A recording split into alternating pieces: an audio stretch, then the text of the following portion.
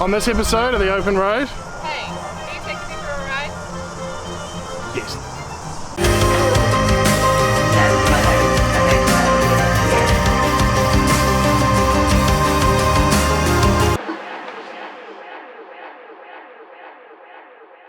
Now I have to be fair to this car. It's not what I expected it to be, and I can't judge it on what I thought it was going to be. I need to judge it on what it is. And what it isn't is a Supra. This is not a replacement for the Supra by any stretch of the imagination. On paper, it sort of makes sense that you might think it would be, but it isn't. This is a GT car. This is a car for long drives to the beach. This is a car to do vineyard tours like we are here at Ascension Wine Estate. It is not a balls-to-the-wall race car. Now, like most good GT cars, this is very driver orientated. You've got a lot of buttons on the steering wheel, you've got a lot going on down in the center console, and it's all sort of sweeping towards the driver, and I like that. We've got a nice big display here for the sat nav and all the other information. It's a little bit hard to see sometimes, but it's not overbearing, which I actually quite like. It's a little bit subtle, unlike a lot of things these days. It's not too in your face. The climate control, very classy, nice soft buttons. One thing that was very big for Lexus recently has been their entertainment interface. They had this big like mouse thing that you sort of moved around, and a lot of people didn't like it, and I didn't like it. Now we have a touchpad that's pressurized, and it's even got haptic feedback for when you scroll across buttons. And it works pretty well, and the sound system is phenomenal.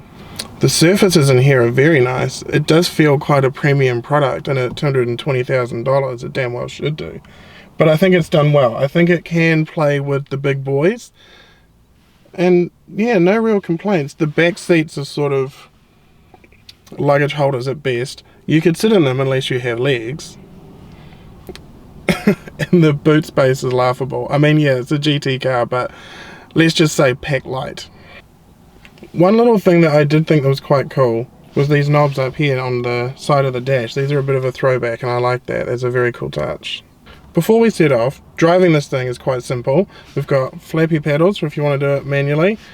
Moving the gear stick, very, very simple. There's not even a handbrake button. It does it automatically. And I don't know how I feel about that. I think there's a lot of things that are starting to happen with a lot of cars where it becomes, the driver becomes a lot less responsible for what's going on.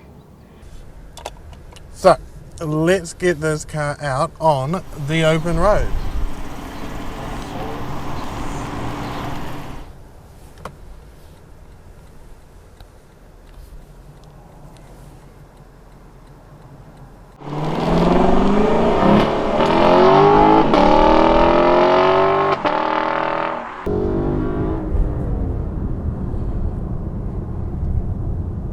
Does sound good. That V8 has got a hell of a noise to it. Probably the first thing that I noticed about this car was how easy it is to drive. And that's not necessarily a bad thing, but again, this goes back to what this car is built for. The last car that I had to drive was a Honda Civic Type R, and that thing had really heavy steering, it was really firm suspension all the time. Whereas this can be very, very docile. If we put it over here into economy mode, we've got very, very light steering. We've got very subtle throttle response. It's just a dream to drive. It's very smooth. And we're on some pretty gnarly roads right now. It really is very easy to drive. Other than the size, it's almost easy to forget about the size of this car. It is very big. And it's very long at the front. The aircon on this car, a little bit on the loud side. And usually we turn the aircon off when we do these films. And on a hot day like today, that can get unbearable. This car has got cooling seats, and damn, they're good. They're really good. Surprisingly, this car doesn't get as many looks as I thought it would. That is always a factor when you buy a car, like how many people are going to look. I think this car does look beautiful. I think it could use, the only thing I would say, there's two things about the styling of this car. One, there's some plastic above the rear tail lights. Looks a little bit cheapy and shit. And the other thing is the sides down below the doors. I feel like it could use just a little something, just subtle, just a little something, just to give it a little bit of something. The back's good, the front's good. It's just those, just below the doors, I just feel like it could use a little side skirt of some sort. I realize it's probably not a big thing that people are going to think about with a car like this, but the economy in this is actually really impressive. Even driving around in sport mode, because I want the exhaust note, because this thing's got 10 gears, it cruises at 100k at like 1400 RPM. And because it's got the big V8 engine, it drives on the torque more than the horsepower, so you're not using those high revs and using all that fuel. So I've managed, driving from basically Silverdale to Matakana, I've been averaging 10.8 litres per 100 kilometres. And I've been enjoying it too. I've been putting my foot down a bit because of that exhaust note. It's actually really impressive.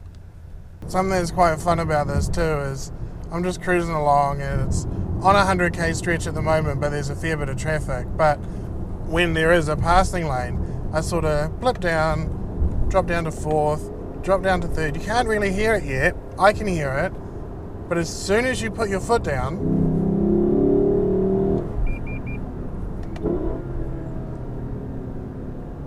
that's very cool. The funny thing about this gearbox was that when I saw that it was a 10-speed, I thought, no, this is going to be silly, because like the ZF gearbox that BMW uses, that's an 8-speed, and they're quite close together, and it makes it almost, unless you can really good at picking the note of the exhaust, you can very easily get the gear wrong going into a bend. Whereas this, it's got 10 gears, but it's almost like it's got the first 6, which are pretty well spaced apart. You do get to rev it right out and enjoy it.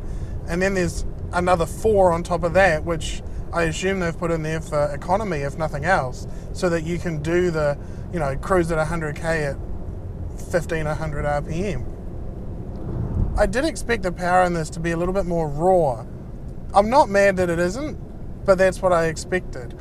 What I'm getting at was, if you look at something like an HSV GTS, which Steve has, the power in that pins you back in your seat and is very, very aggressive. This isn't like that.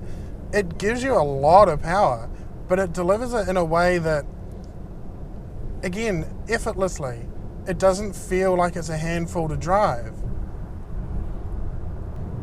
Now, when you get into the windies, it's an interesting thing. It's not, you can tell where the car's going and it holds well, but again, electronic power steering, you know that I'm not a fan of it. It sort of makes sense in this car. It's a little bit on the light side. Like I said, it's very easy to drive, and that's cool, and I get it. Long distance driving, you don't want to be fatigued when you get there. But I feel like this car has got a bit more potential than they really anticipated anybody to use. I don't think they had me in mind when they made this car. I think they had my dad, who wants to take my mum for a drive somewhere for a romantic weekend. I didn't need to do that, I just wanted to. I was going to take this car on the back road from Wellsford down to Kaukopakapa, but this isn't really the car for it. I'm now going through Orewa, avoiding the Puhoi tunnel, because this car doesn't feel, and I've done it so I know because I'm a serious motoring journalist, it doesn't do those kind of roads really well. There's a lot of tight little twisties and a lot of places where you can lighten the car up. And it did it, but it's not what this is. This is, again, it's getting somewhere for a long weekend, driving, to the snow without your skis because there's nowhere to put them. I could understand if you were going to buy it as a daily and it was going to be a commuter and you go places at the weekend, but yeah, this car wants to be out traveling, eating up the miles, and just the road presence that you feel that you have in this car is quite special. And actually that's something that's quite interesting because, again, the last car that I had was the Honda Civic, and that thing looked ridiculous and it had no personality to drive it. You think about something like a handmade Holden Monaro from the, like an old one. That car would have a lot of personality, it would have a lot of quirks, and it would have a soul. This car does feel like it has that.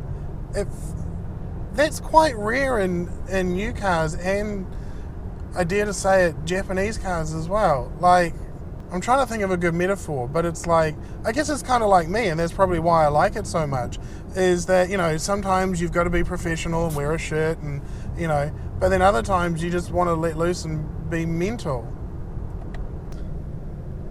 I mean, I guess features, right? Features, it's got basically everything you would expect. It's got assisted cruise control, so you won't hit the guy in front of you, lane departure warnings, blind spot warnings, which you kind of do need the blind spot warnings. The visibility out of this car, it's not bad, but it's not great because it's got the long sloping back on it. Actually, visibility out of the front of this is really good. These pillars have got all sorts of structure and airbags and stuff, and yet there still isn't too much of a hindrance on my view.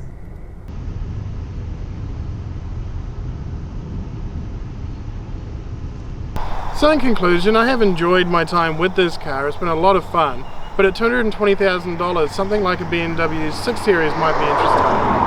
It's not a perfect car by any stretch of the imagination. For example, if you've got the window down, you can't put the windscreen wipers on or else all the water comes in. A few little bits and pieces like that, but nothing super serious.